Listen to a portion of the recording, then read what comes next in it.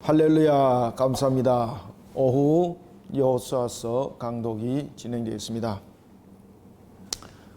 여호수아서가 13장이 진행되어지고 있는데 무척 덥습니다. 우리가 덥고 후덥지근하고 이렇게 컨디션이 주일 오후 되면 또 많이 무너질 수가 있어요. 그래서 여러분들이 환기도 잘 시키시고 온도 유지도 잘 하시고 지혜롭게 환경들을 다스려 나가시길 바랍니다. 그래야만이 컨디션도 회복되고 질병도 안 걸립니다.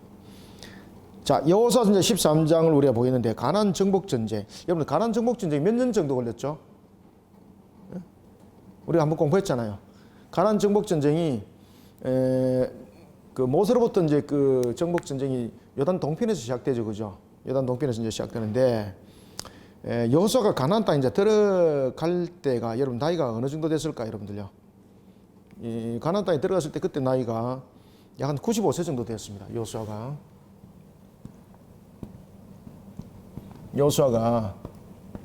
95세 가나안 땅 정복 전쟁에 그가 이제 그 요단강을 이제 건너서 이제 정복 전쟁에 대해서 이제 지도자한테 되는 거죠. 이런 여호수아가 95세인데 오늘 본문에 보면은 이런 이야기를 합니다. 여호수아가 나이가 많아 늙었다. 나이가 한 어느 정도 됐을까요, 여러분들요? 나이가 한 어느 정도 됐을까요? 그가 이제 지도자가 되어서 가나안 정복 전쟁을 벌이고 있습니다. 그리고 가나안 정복은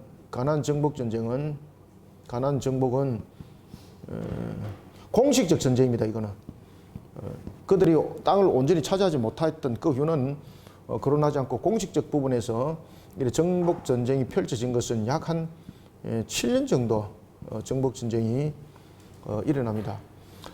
이때 이제 본문에서 이런 것들을 이제 감안했을 때에 오늘 본문에 보면은 여호수아가 나이가 많아 그죠? 나이가 많아 늙었다. 우리가 이제 과거에는 보면은 30년 전에는 늙었다라는 기준이 한 40년 전으로 한번 돌아가 봅시다. 좀 더 멀리 50년 전에 늙었다 이러면은 대체로 보면은 한 50세만 좀 늙어도 늙었다 했습니다. 그런데 이제 조금 한 10년 뒤에 보면은 또 늙었다 이러면 60세. 그래서 우리가 무엇을 지냈습니까? 61살 때면은 무엇을 지냅니까? 환갑을 지냅니다. 환갑. 왜 환갑을 지냈겠습니까? 그 당시에 그렇게 살만한 이런 나이가 평균이 안 됐습니다. 그 사람들이 60을 못 채우고 많이 사망을 하게 됩니다. 그러다 보니까 60 살았으면 대단하다. 이래서 환갑을 지내고 또 진갑을 지내는데 요새 여러분들 환갑 지내는 사람도 있습니까? 없죠, 그죠? 요새 환갑 지내면 욕합니다, 그죠? 지금 뭔 짓 하느냐고. 지금은 여러분들 잘 아시는 것처럼 70이 넘어도 직업을 찾으려고 사람들이 난리잖아, 그죠? 그래서 그 식당 같은데 이렇게 알바 하시는 분들 보면요, 70이 넘으신 분들도 쉽게 찾아볼 수 있어요. 70이 넘으신 분들도. 그만큼 우리의 이제 그 평균 연령이 많이 늘었다는 뜻입니다. 이 당시에 늙어라는 것은 지금의 우리의 나이의 평균 수명으로 한다면은 지금이 오히려 평균 수명이 높아요. 그 당시에는 사람들의 평균 수명이 낮아질 수밖에 없는 이유가 무엇이겠습니까? 질병, 그죠? 그 다음에 풍토병, 늘 이렇게 옮겨 다녔거든요. 그리고 난 뒤에 그 당시에는 이 여호수아 있던 그 당시에는 이 고대 사회 때는 전쟁이 많았습니다. 그런데 남자 같은 경우는 이 50을 넘어서 전쟁이 자주 있는 집화 속에서는 50이 넘어 있는 사람은 대단한 겁니다. 그래서 그 당시에는 이 교육이 부모 중심인 교육이 모계사회였습니다. 모계사회 중심. 그래서 보면 신명기에도 보면 쉐마 들으라 라고 말할 때에 아이를 낳았을 때, 아이를 기를 때 이마와 미간에 글을 새기라 라고 말할 때 아버지입니까? 어머니입니까? 어머니, 그죠? 교육이 어머니가 중심이 되는 겁니다. 어떤 어머니를 만나는가라는 것은 참으로 중요하겠죠, 그죠? 그래서 여러분들이 보시면은 보아스와 함께 결혼을 이뤘던 누굽니까? 누구죠? 롯이죠, 그죠? 이방연이었죠. 모함연이었죠. 그런가 하면은 가나안 정복 전쟁에서 여리고 성을 함락하기 전에 두 정탐꾼이 라합을 만나게 되죠. 그리고 그 두 정탐꾼 가운데서 한 사람이 라합과 결혼하게 되죠. 그가 바로 누굽니까? 살몬이었죠. 그죠?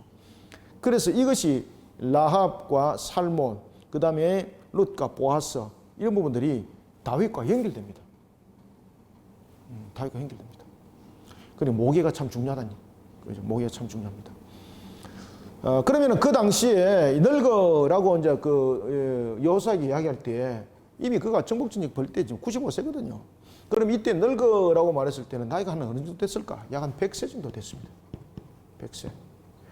야, 여러분들 100세 여러분 전쟁터 나왔고 이거 전쟁한다는 것은 이거 상상할 수 있는 문제가 아니죠. 상상할 수 있는 문제가 아닙니다. 그래서 그 당시에 또 보면은 장수하에서 사는 분들은요 100세 넘어서 훨씬 넘어서 지금보다도 더 많이 아마 그렇게 장수를 누릴 수 있는 그런 환경들은 지금보다도 훨씬 나았어요. 그런데 이제 지금은 보면은 자연적 환경들이 매우 우리를 많이 해치지 않습니까? 공기 오염, 물 오염. 우리가 공기와 물 오염만 해결되어도 우리의 부분들은 여러 가지 풍토병이나 질병들은 많이 사라집니다. 엄청나게 많이 사라집니다. 이 사람들이 얘기된 개념들을 잘 안 가지고 있어요. 사실은 우리가 나타나고 있는 질병과 이런 부분들에 대해서 굉장히 중심적 부분들이 어디서 나타나는가 하면은 이런 공기 오염 속에서 그 다음에 토지 그 오염 속에서 굉장히 많이 나타나거든요. 그러니까 그런 부분들을 우리가 창세기 말씀대로 잘 그 우리가 지켜나가면은요, 가꾸어라. 그죠? 정복하여라. 이런 부분들을 잘 이해해서 잘 이렇게 갖고 나가면은 우리가 뭐 약개발 안 해도, 뭐 엉뚱한 소리 안 해도 우리의 생명들은 지금 현재 있는 그 하나의 의학적 측면에서는 더 많은 이런 연수의 현장들은 모든 다에게 일어날 수 있어요. 여러분들 아시겠습니까? 그리고 이제 특히 이제 보면 이제 흡연 인구들이 또 많지 않습니까? 꿀뚝대고 오래 사는 거 보면 또 대단하지, 그죠? 이게 이제 그 폐로 인해서 그 이 사망하는 이 뭐 또 이상하게 또 가는데 폐로 인해서 사망하는 부분들이 과거보다도 지금 폐암이 놀라운 것은 여성 속에 많습니다. 그게 왜 그럴까요, 여러분들? 여성 흡연자가 그만큼 많이 늘었다는 이야기입니다. 그 다음 두 번째는 간접 흡연 속에서 여성들이 많이 피해를 또한 입기도 합니다. 여성들의 흡연자가 사실은 굉장히 많이 늘었어요. 제가 새벽기도 마치고 교회에서 이렇게 나가면은요, 장성만한 여인들이 골목에 앉아가지고, 학생들은 분명히 아닌데, 성인들인데, 골목에 앉아가지고, 꿀뚝을 떼고 앉아가 있고, 그 시간에 어디 갔다 왔는지 모르겠는데, 새벽기도 드리고 꿀뚝 떼우지는 않을 거잖아, 그죠? 참 신기하다. 신기하다. 제가 참, 그래 술이 막 채가지고요. 어디서 그러면 그렇게 잘 드시고 왔는지 모르겠는데, 제가 이제 새벽기도 마치고 이제 나가면은 한 6시 반쯤 이래 되거든요.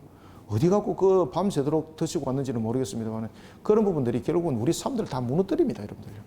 그래서 좋지 못한 그런 일상들을 잘 정리해도 우리 생명이 많이 연장됩니다. 나이가 많아. 그러니까 우리가 나이가 많아 이럴 때 자기의 나이에 합당한 삶을 사는 것이 참 중요합니다. 오래 사는 것도 또 중요한 것이 아니고요.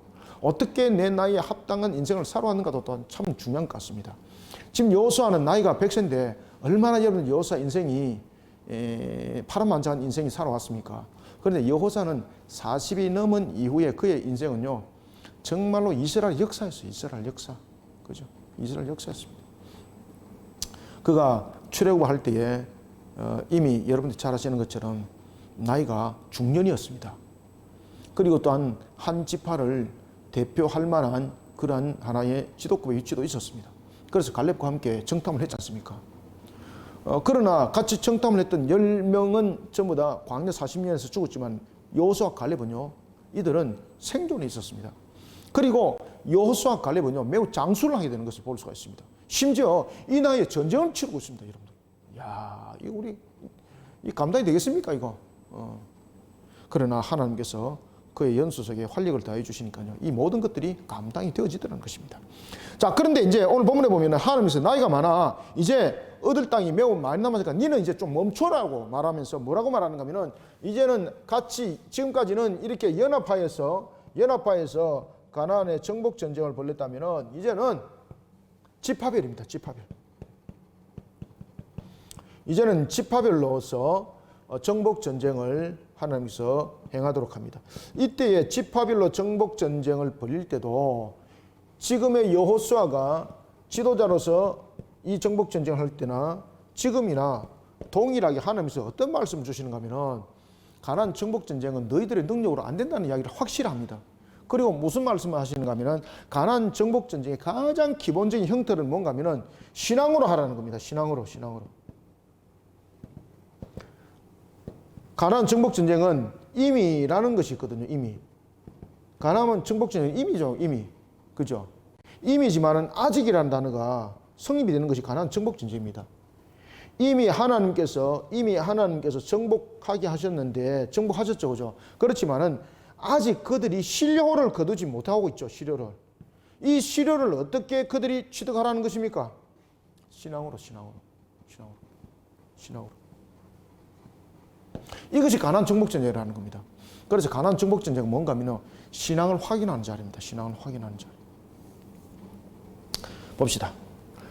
여호수아가 나이가 많아 늙음에 여호와께서 그에게 이르시되 너는 나이가 많아 늙었고 얻을 땅이 매우 많이 남아 있도다.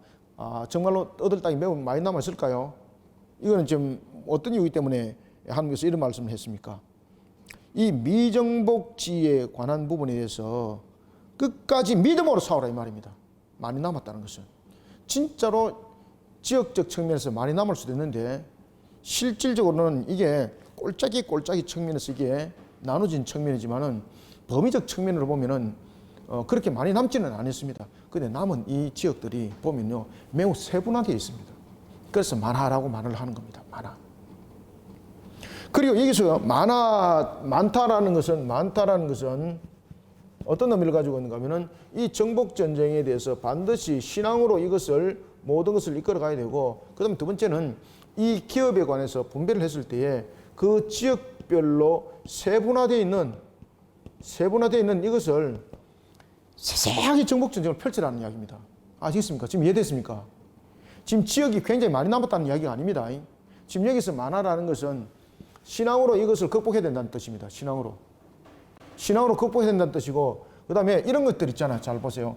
지역이 이렇게 해갖고 하나로 퉁 치면은 이것을 말 안 하고 말 안 합니다. 지금 하나님께서는. 지금 이 말 안 하고 말하는 것은 하나님께서 무슨 이야기입니까? 같은 지역인데 이렇게 되어 있다는 이야기입니다. 세분화. 아시겠죠? 그죠? 꼴짜기, 산, 계곡 뭐 이런 식으로 굉장히 세분화되어 있다는 거죠. 거기까지 정복전쟁이 다 하라는 겁니다. 믿음으로 하라는 겁니다. 믿음으로. 그러다 보니까 나중에 이제 뒤에 보면은요, 이들이 포기하는 것들이 막 나타납니다. 정복전쟁 하다 보면은 힘든 것도 있고 또 좀 수월한 것도 있지 않습니까? 수월한 것이 먹기가 쉽습니까? 힘든 것이 먹기가 쉽습니까? 수월한 것이 먹기 쉽잖아요. 그러면은 수월한 것을 입 밥그릇에 뜨고 난 뒤에 아이고 저거 막 그냥 양보하지. 저거 그냥 다음에 하지. 이런 식의 정복전쟁이 앞으로 이제 벌어지게 됩니다. 신앙으로 하지 않습니다. 그래서 결국은 사사시대가 벌어집니다. 그들이 정복한 땅에서 지배를 당합니다. 나중에. 그래서 많아라는 것은 지역이 굉장히 광범위하다는 것이 아닙니다. 많다라는 것은 신앙으로 극복해야 된다는 뜻이고, 그 다음 두 번째는 무슨 뜻입니까? 지역이 세분화되어서 세세하게 남아있다는 겁니다. 봅시다. 그래서 얻을 땅이 매우 많다는 것은 이 두 가지 의미를 담고 있습니다.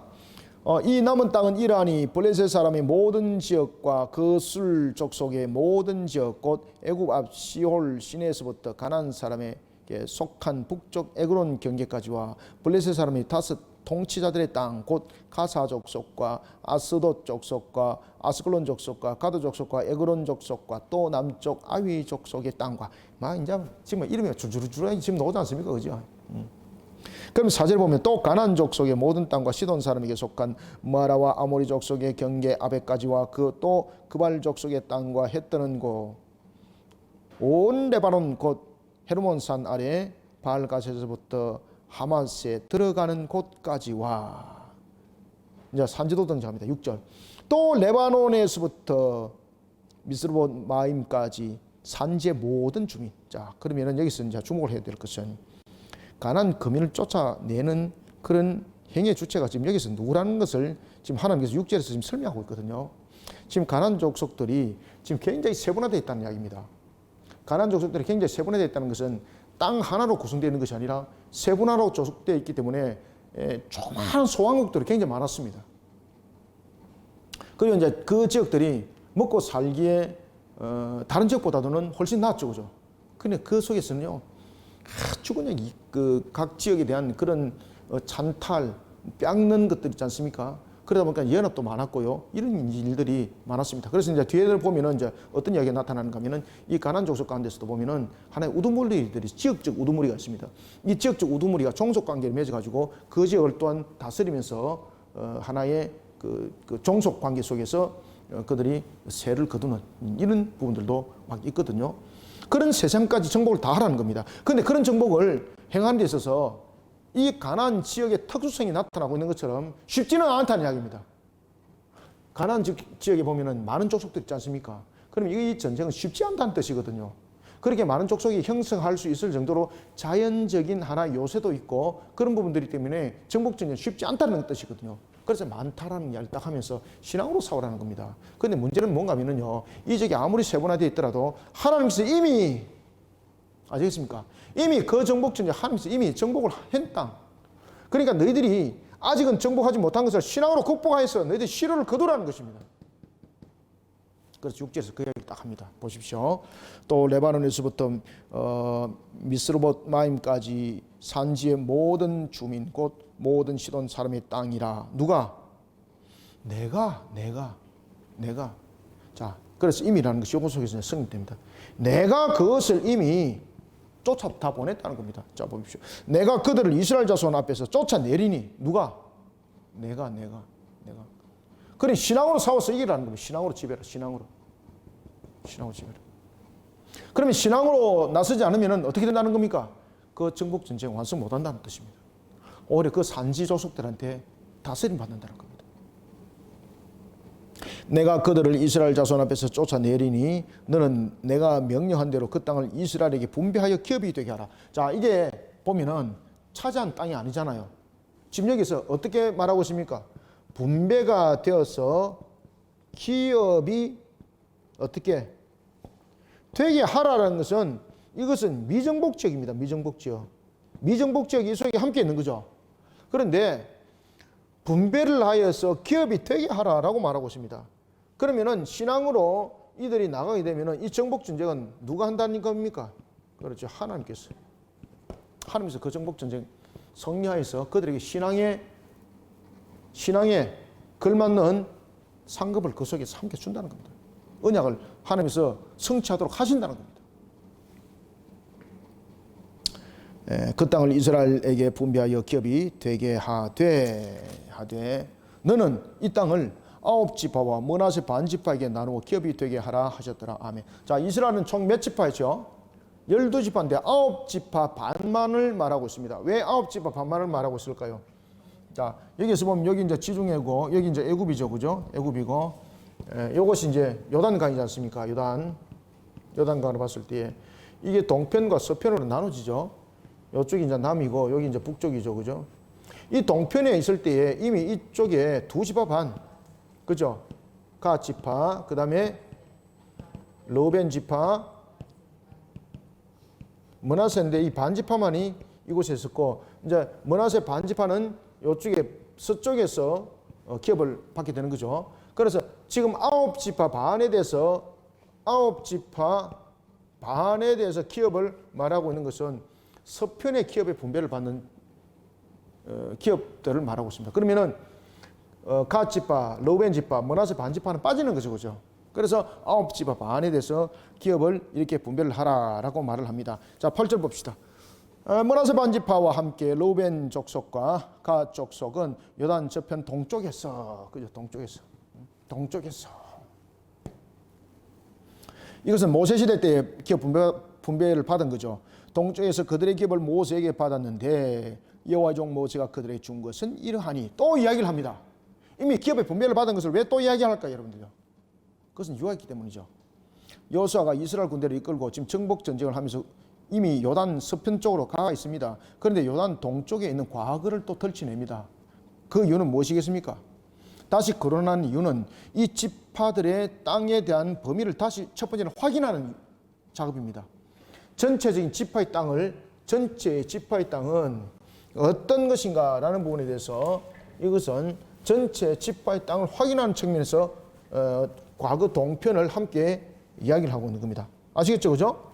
첫 번째는 지파의 전체 땅, 기업에 관해서 이야기를 하기 위해서 다시 그 이야기가 지금 거론이 되어지는 겁니다. 그러면은 그 문제만이 있는가? 아닙니다. 자, 여기서 강을 두고 동쪽과 서쪽이 지금 나눠지죠. 강을 통해서 동쪽과 서쪽이 나눠지면 시간이 지나고 세월이 지나게 되면은 동쪽은 동쪽, 서쪽은 서쪽 이렇게 나중에 골이 갈라지는 내용도 생길 수 있는 거죠. 그래서 언약의 상징인 돌을 세워서 조단 동편에 자신들이 기업을 받은 것에 대해서 다른 지파들이 알도록 두 지파 반이 돌도 세웠지 않습니까? 따라서 이 두 지파 반을 기업을 다시 한 번 더 거론하는 것은 어떤 이유를 가지고 있는가 하면은 12지파의 통일성을 강조하는 겁니다. 12지파의 통일성 강조. 12지파의 통일성을 강조합니다.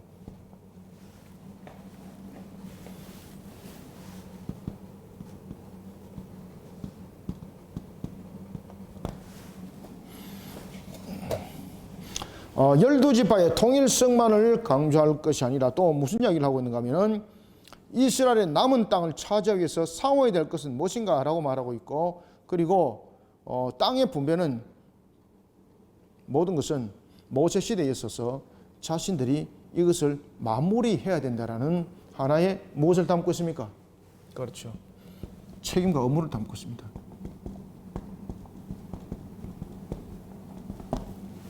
가나안 정복전쟁 그들의 책임이고 그들의 의무이기도 합니다. 그죠? 그래서 다시 전체적으로 거론하는 것은 크게 이 세 가지의 의미를 담고 있습니다. 자, 9절. 곧 아르논 골짜기가 있는 아로엘에서부터 골짜기 가운데 있는 성읍과 디본까지 이르는 메드바운 평지와 헤스본에서 다스리던 아모리 족속의 왕 시온의 모든 성읍 곧 암몬 자손의 경계까지와. 자, 여러분, 아모리 족속이 대체로 지금 어느 지역을 지금 차지하고 있습니까? 지금 아모리 족속이 지금 주로 지금 거하고 있는 것이 어느 지역인가 하면은 이 아모리 족속들의 특징들은 뒤에서 이제 보면 압니다만 산지 족속들이라 보면 되거든요. 가나안 사람들을 우리가 해변과 요단 강가에 가는 사람이라, 이 가나안 사람을 해변과 그리고 이제 해변에는 주로 이제 나중에 이제 보면은 블레셋 족속들이 나중에 그 이후에 이 블레셋 족속들이 이 그 해안가를 많이 차지하죠, 그죠? 이런 부분들과 평지 사는 것을 우리가 가나안 족속이라 이렇게 말하고 있고요. 그다음에 산지 족속들이 있습니다. 이 산지 족속은 누구 중심이 되는 겁니까? 아모리 족속이 중심이 되는 겁니다. 산지 족속. 산지 족속은 아모리 족속이 그 중심을 이루게 돼 있고, 그다음에 해변과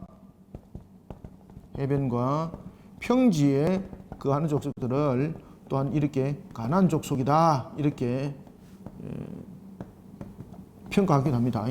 그래서 주로 이제 산지 족속들의 중심 세력들은 아모리 족속이 중심이 되어 있고, 해변과 평지에는 이렇게 또 다른 하나의 가나안 족속들이 중심축을 일으키는 그런 두 축들이 있다 이렇게 보시면 되겠습니다. 자, 11절. 길앗과 민 거술 족속과 마가 족속의 지역과 온 헤르몬 산과. 계속해서 이제 산 이야기죠, 그죠? 온 바산 곧 12절 곧 르바의 남은 족속으로서 아스타롯과 에드레이에서 다스리던 바산한 옥의 온 나라가 모세가 이 땅의 사람들을 쳐서 쫓아내었고, 바산한 옥의 온 나라가, 그러니까 여러분들 보시면은 바산한 옥의 온 나라라 모세가 이 땅의 사람들을 쳐서 쫓아보냈다는 것은 이게 바산한 옥을 이길 수 없는 겁니다. 이거 바산한 옥은 신명기도 모세가 마지막 설교할 때 참 강조 많이 하죠, 그죠? 우리가 바산한 옥을 이겼노라. 못 이깁니다, 그죠? 그리고 가나안 사람에게도 이스라엘이 바산 왕의 옥을 이겼다는 것은요, 그들에게는 아주 전설처럼 충격처럼 늘 그 속에 남아 있었습니다. 바산은 옥을 쳤습니다. 바산은 옥의 온 나라라 모세가 이 땅의 사람들을 어떻게 쳐서 쫓아내었고, 어떻게 쫓아냈습니까? 진짜 모세 능력으로 쫓아냈습니까? 아닙니다. 신앙으로. 지금 여기서 강조점은 13장에서 강조점은 무엇입니까? 신앙으로입니다. 신앙으로. 신앙으로. 신앙으로 하라는 겁니다. 신앙으로. 이미와 아직. 신앙으로 하라는 겁니다. 신앙으로. 13절 거슬 족속과 마가 족속은 이스라엘 자손이 쫓아내지 아니하였으므로. 자, 여기서 이제 문제점 딱 펼쳐졌죠. 그죠? 앞에서 제가 이야기했던 그대로죠. 산지 족속들이 여러 가지 세분적으로 나타났잖아요. 그러니까 자신들이 저 전투를 계산해 보는 거예요. 아, 저 전투를 하는데 저 성읍을 뺐는데 계산을 한번 해보는 거예요. 우리가 저걸 빼뜨리려면은 한 100명이 우리가 병력이 잃어버린다. 그럴 바에야 우리가 그냥 우회해가지고 요거 포기해버리고 우회해가지고 다른 땅 차지하는 것이 낫다. 우리가 우회해도 가도 이들이 우리를 쳐내려 못 논다. 우리를 두려워서 자신들도 우리를 만만치 않게 보기 때문에 그러면은 스스로의 그냥 경계를 지어서 자기들은 자기들대로 살고 우리는 우리대로 다른 지역을 경계로 얻어서 살아도 우리는 충분하다. 이렇게 이제 계산이 주어진 겁니다. 그래서 이 문제 때문에 신앙으로 안 하잖아요. 자신들이 판단했잖아요. 이 문제입니다. 오늘 본문이 나타나면은 쫓아내었는데 라고 말하는데 모세는 쫓아냈잖아요. 모세는 어떻게 했다고요? 그렇죠. 모세는 이렇게 딱 합니다. 모세는 쫓아냈습니다. 무엇으로? 신앙으로. 그런데 여기서 보면은 지금 기업에 대해서 딱 그 이야기를 합니다. 이 기업에 대해서는 뭐라고 말하는가 하면은 거술 족속과 마가 족속은 이스라엘 자손이 쫓아내지 아니하여. 쫓아내지 아니하여. 어떻게 했다는 겁니까? 신앙으로 지금 정복전쟁 안 했다는 겁니다. 신앙으로 정복전쟁 안 하고 환경들을 보고 판단했다는 겁니다. 아, 요건 하면 안 되겠다. 아, 요거만 그냥 요렇게 놔놓고 우리만 조금 덜 먹지. 뭐 이런 것 아니겠습니까? 좀 덜 먹지. 이러다가 그들 세력에 나중에 왕창 무너져 버린 것이 사사시대입니다. 그래서 우리는 이미와 아직 속에서 항상 살아가고 있거든요. 이미와 아직 속에서. 그런데 이 이미와 아직은 전부 다 신앙으로 뚫고 나가야 됩니다. 전부 다. 14절 오직 레위 지파에게는 여호수아가 기업을 준 것이 없었으니. 자, 여러분들 레위 지파에게는 왜 그 여호수아가 기업의 분배를 안 했을까요? 뭐 개인적인 뭐 감정이 좀 있습니까? 레위 지파는 하나님께 드려진 지파죠. 하나님께 드려진 지파이기 때문에 그들의 모습은 어떤 취득을 하는 것이 아니라 하나님을 예배하는 부분들입니다. 그래서 이들이 나중에 각 지파의 중심 성읍에서 제사장으로서의 그 역할들을 이제 감당하게 되는 거죠. 그때 그들의 기업은요, 분배를 받은 기업이라기보다는 그들에게 하나의 예물로서 준 것이 성읍이거든요. 그것이 그들의 거주지가 되고 그들의 생업의 터가 됩니다. 그리고 레위인들은 하나님께서 제의를 통해서 얻을 수 있도록 허락하신 그 예물만이 그들의 하나의 수입원이 되는 것입니다.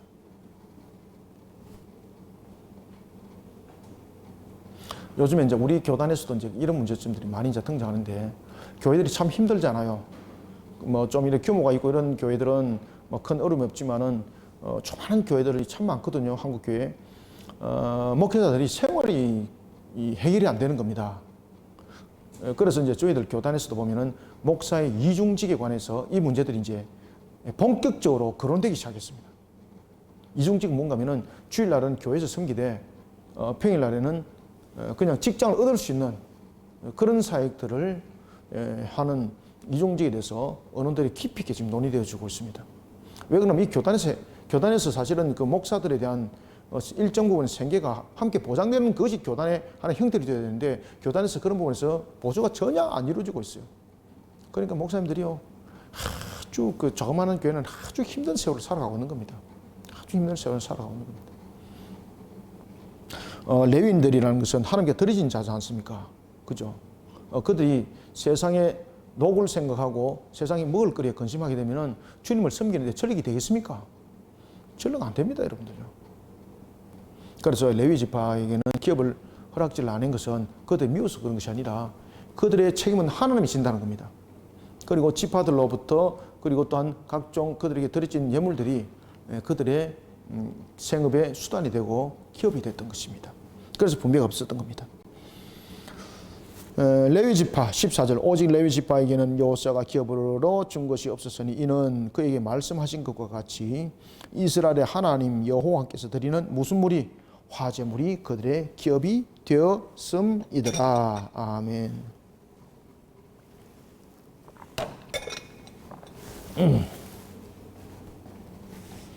기업이 되어 있습니다. 15절 봅시다. 모세가 르우벤 자손의 지파에게 그들의 가족을 따라서 기업을 주었으니, 여기서 그들의 가족은 무엇입니까?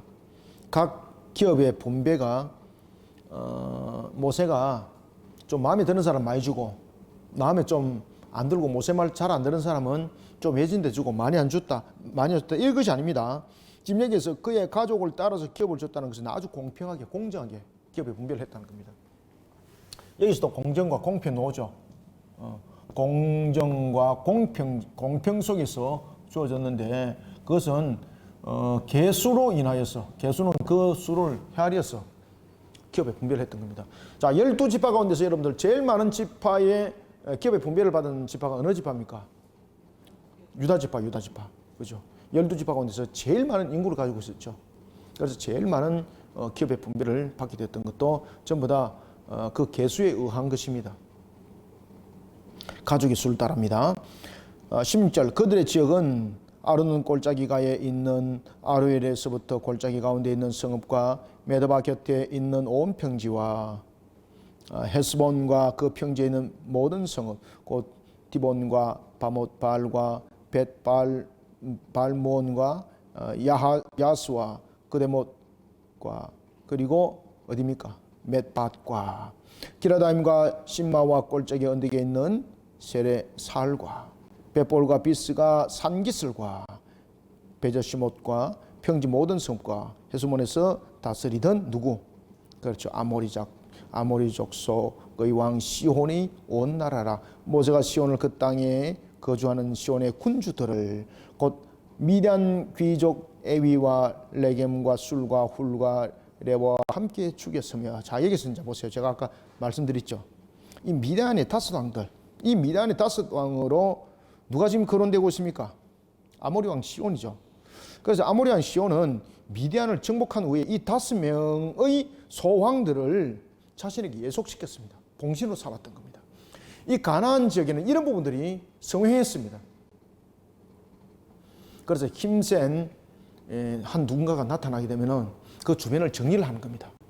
근데 중리를 저변을 하는데 이게 평지들이 아니기 때문에 다스리는 것도 쉽지 않습니다. 그러면 어떤 관계를 형성하는가 하면 이제 봉신 관계, 그죠? 주로 이제 예물을 바치도록 만드는 거죠. 그래서 예물을 안 바치면 또 침공하고 뭐 이런 관계를 성립시켰습니다. 그 중에서 대표 주작격이 한 사람이 있었는데 그건 바로 아모리 왕 시온이었습니다. 시온, 그죠? 아모리 족속. 아모리 족속. 그래서 산지에서 싸움을 잘하겠던 거죠, 그죠? 아모리 족속의 시온이었습니다. 22절 한번 보겠습니다. 그래서 그가 이와 같이 5 소왕들을 예속시켰던 그러한 그 시온, 그런 시온의 군주들과 곧 미디안의 귀족 에위와 레겜과 술과 훌과 레바와 함께 죽였으며 이스라엘 자손이 그들을 살육하는 중에 부올의 아들 점순과 누구도. 자, 여기서 이제 발람을 등장시키게 되는데, 발람은 여러분 잘 아시죠, 그죠? 발락이 발람을 통해서 이스라엘을 저주하도록 했을 때에 그는 더 많은 물질을 얻기를 원했고, 그리고 더 많은 취득을 통해서 그는 이스라엘을 저주를 하는데 하나님께서 그 입을 자신이 원하는 대로 안 열죠. 하나님의 말씀을 통해서 그들을 다시 한 번 더 살아계신 하나님 보게 하죠. 그런데 이 발람이 왜 이와 같이 처죽음을 당했는가 하면요, 이 발람이 지옥에 그냥 거기서 그냥 사라졌으면 되는데 어떻게 하는가 하면은 이스라엘을 어떻게 하면은 넘어뜨리는가를 가르쳐줘요. 그 중에서 가장 대표적인 것들이 뭔가 하면요, 우상 숭배, 음란, 이것을 가르쳐요. 그리고 이것을 어디다가 터뜨리는가 하면은 그 중앙에다가, 진중앙에다 안 터뜨리고 진행하는 보면 끄트머리 있지 않습니까? 끄트머리도 보면 우리가 왜 이렇게 보면은 앞에 나가는 사람들은 정신 바짝 차려 이렇게 나가는데 뒤에 가면 갈수록 조금씩 흐리멍텅하잖아, 그죠? 앞에 따라가면서 실실 이래 딱 요것들만 딱 낚아챘던 거예요. 그러면서 끝에 병들게 만들어갖고 살살 병들게 만들어가지고 그 중심에 음란과 우상 숭배를 퍼뜨렸던 겁니다. 그래서 가나안 정복 전쟁을 벌일 때에 발람은 살려두지 마라 그래요. 그래서 지금 발람을 찾아서 척결시키는 거예요. 정복 전쟁 벌이다 보니까 이 발람이네, 이게 아닙니다. 발람은 찾아서 척결시킵니다. 발람도 칼로 쳐 죽였더라. 르우벤 자손과 서쪽 경계는 요단과 그 강가라. 이상은 르우벤 자손의 기업으로 그 가족대로 받은 성읍과 주변 마을들이니라. 이게 이제 르우벤 자손의 기업이었습니다. 르우벤 자손 기업. 르우벤 자손은 여러분 잘 아시는 것처럼 집안으로 말하면 혈통으로서는 장자였지만은 장자의 기업을 못 받죠. 장자의 기업을 받지 못합니다. 그 장자의 기업으로 받지 못했던 가장 큰 원인이 어디서 나타났습니까? 그렇죠. 아버지 첩을, 그죠. 아버지 첩과 상관관계가 형성이 되는 거죠. 그리고 그 일로 인해서 기업의 분배를 받는 장자권이 박탈당합니다. 그러면 갓 자손은 봅시다. 24절 모세가 갓 지파 곧 갓 자손에게도 그들의 가족을 따라 기업을 주었으니, 여기서 이제 계속해서 강조가 되는 것은 보면은 가족의 수를 따라 계속 줬다고 이야기를 합니다. 29절도 보십시오. 이왕 온 김에 같이 공통점으로 보고 갑시다. 29절에도 보면은 그들의 가족대로 주었다. 그죠? 그들의 가족대로 주었다라는 이야기가 또 공통점으로 나옵니다. 15절에도 보면은 가족 따라 기업을 주었다. 그죠? 가족 따라 기업을 주었다. 그리고 24절도 보면은 가족을 따라 기업을 주었다. 공평하죠? 가족의 수가 많은 지파는 많이 받았고, 가족의 수가 작은 지파는 작게 받아요. 뭐 어떤 부분에는 이런 말도 할 수 있잖아요. 내가 전쟁에서 내가 가장 앞장서서 내가 가장 많은 전공을 쌓았습니다. 말할 수 있는 거잖아요. 그런데 그렇게 보질 않아요. 그래서 공동체라는 것을 강조를 해요. 공동체라는 것을 강조를 할 때는 기업을 분배를 할 때도 그 수에 따라서 공평과 공정이 성립이 되어야 돼요. 25절 그들의 지역은 야셀과 기랏 모든 성읍과 아몬 자손의 땅 절반 곧 랍바의 아로엘까지와 헤스본에서 라맛 미스베와 부도님까지와 마하나임에서 드빌 지역까지와. 자, 마하나임 여러분 기억 잘 나시죠, 그죠? 마하나임 여러분 누가 기억이 머릿속에 퍼뜩 떠올라요? 야곱이죠, 야곱.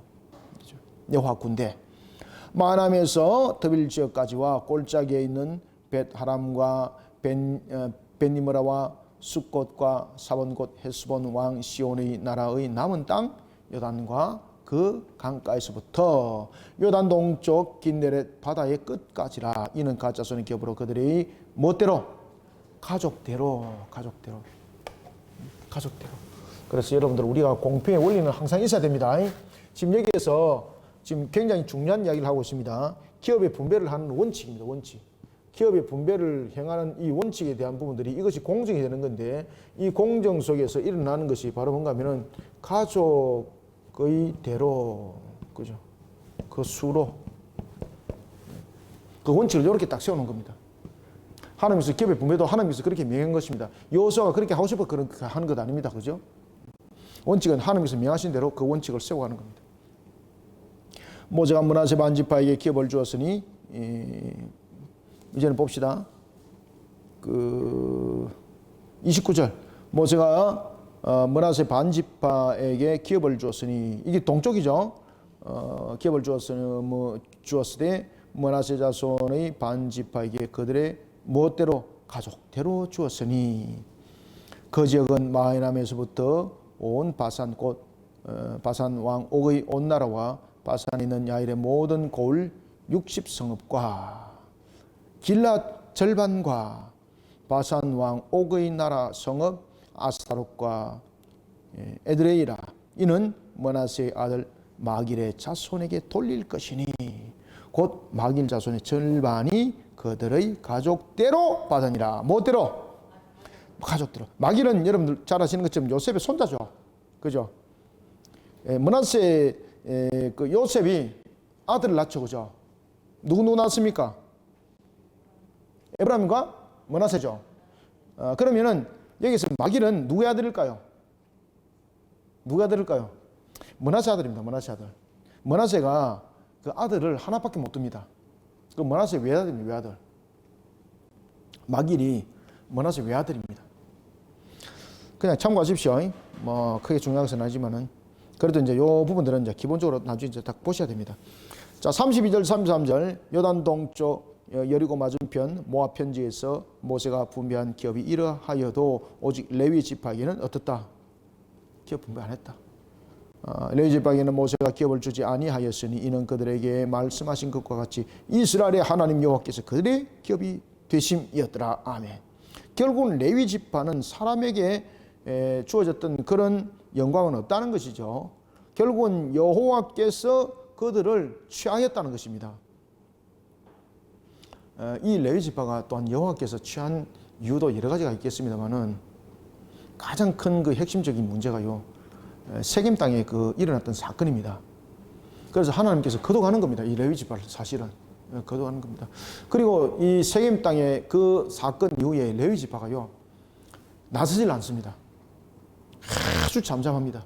그래서 하나님께서 그들을 거둬가서 하나님 거로 삼는 겁니다. 대신에 기업은 안 주는 겁니다. 하나님 거로 삼는 겁니다. 그러면서 하나님 거로 삼으면서 모든 것은 하나님의 것이지 않습니까? 모든 것의 첫 번째 것은 또한 하나님의 것이고 하나님의 드리짐이 되는 거지 않습니까? 그래서 이스라엘 전체를 대표해서 레위를 어떻게 하나님께서 그것을 예물로 받아가는 겁니다. 그래서 레위 지파는 그런 부분에서 하나님께 드리진 지파였고, 그리고 그애들의 모든 생업들은 하나님께서 모든 것을 나눠주는, 하나님이 스스로가 이제는 기업이 되는 그런 지파로 영원히 가는 겁니다. 이와 같이 여호와께서 그들이 기업이 되셨고 또 여호와께 드리진 지파가 되었던 것들, 그러고 보면은 이들에게는 세상적 어떤 낙이라는 것은 없지 않습니까?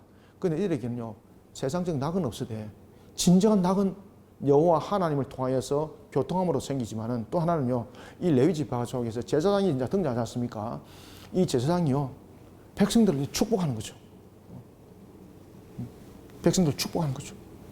그런 하나의 축복권에 관한 부분들을 오직 레위 지파에게만 하나님께서 허락하게 되는 것을 볼 수 있습니다. 그런데 하나님 안에서는 우리가 살아나가는 방향들이 세상의 어떤 유익함을 위해서, 세상의 즐거움을 위해서 우리가 살아가는 목적이 아니라 하나님의 목적에 걸맞게 살아가는 것은 어떤 방향 속에서도 아름다움을 만들어줄 수밖에 없고, 그 속에 여러분 참 기쁨이 있고 참 행복들이 있습니다. 그래서 우리가 살아나가는 방향에서 행복에 대한 기준점도 조금 오전 예배와 좀 연결되는 부분들로 말씀드린다면은 항상 여호와 안에 들어오는 것이 우리의 행복점입니다. 정복전쟁 하나님께서 신앙으로 하라 그랬습니다. 그럼 신앙으로 해야 되는 거예요. 그런데 신앙으로 안 하니까 이제 문제가 이제 뒤에 보면은 이제 줄줄이 이제 문제가 이제 터지는 겁니다. 뭐라고 말하는가 하면은 쫓아내려고 했지만은 쫓아내지 아니했더라, 남겨두었더라. 계속해서 이제 그 문제점들이 이제 계속해서 이제 불거지기 시작하는 것이 바로 여호수아의 끝 마무리 부분들이 된다, 이렇게 보면 되겠습니다. 자, 오늘은 여호수아 이제 각 지파별로 여호수아가 이제 2선으로 나서고 1선에서 이제 각 지파별로서 정복전쟁이 벌어지게 됩니다. 특히 각 지파별로 정복전쟁이 벌어지는 것은 지금까지 연합체계가 아니잖아요. 연합체계가 구성되었을 때의 전쟁과 각 지파별로 일어났을 때 정복전쟁의 가장 큰 맹점들이 뭔가 하면은 지도자가 없다 보니까 신앙으로서 이끌어가는 사람들이 없었습니다. 각 지파들의 이제 내용들을 한번 보십시오. 각 지파들의 내용들을 보면은 이 전체적으로 신앙으로 이끌어간다는 것이 얼마나 중요한가를 우리가 알 수가 있어요. 신앙의 중심을 이루는 인물이 있다 없다가 굉장히 중요합니다. 그럼에도 불구하고 이 정복전쟁은 항상 믿음으로 해야 되거든요. 그런데 이들이 나중에 정복전쟁은 믿음으로 하지 않습니다. 그런 속에 이제 문제점들이 발생이 되는 거죠. 항상 여러분들 우리가 믿음의 지도자가 있다는 것이 얼마나 여러분들이 그게 큰 복이고 중요한지 모릅니다. 오늘도 이러한 부분들을 잘 삼가 잘 깨닫고, 그리고 다음 주에 14장을 보면서 이것을 계속해서 연속해서 함께 보도록 하겠습니다. 감사합니다. 수고하셨습니다. 기도하겠습니다. 하나님 감사합니다. 주께서 오늘도 우리에게 베푸시는 은혜 여호수아서를 보았습니다. 가나안의 정복은 우리의 능력으로 행하는 것이 아니라 이미 이루었던 것들, 아직은 완성하지 못했던 것을 신앙으로 시련을 거두는 성취의 역사를 보라는 것이었습니다. 가나안 땅이 기업이 많이 남았다는 것은 지역적으로 많이 남았다는 것이 아니라 세분화되어 있는 것이고, 이것은 신앙으로 모든 것을 하나님께서 이기게 하셨다는 그 믿음으로 나가지 못하면은 자신들이 차지할 곳은 없다라는 것을 다시 한 번 더 되새겨주는 귀한 말씀인 줄 압니다. 우리에게 이 말씀이 다시 한 번 더 삶과 우리의 삶들 속에 또한 적용을 해봅니다. 우리의 모습 속에 모든 것이 하나님의 영광이 가리는 것들이 있으면 믿음 신앙 속에 다시 일어서게 하여 주시고, 믿음 신앙 속에 모든 것을 이겨나갈 수 있는 우리 모두가 되게 역사하여 주옵소서. 성령님께서 모든 것을 이끌어 주시고 만들어 주시고 인도하여 주시길 소망하며 예수님의 이름으로 기도드립나이다. 아멘.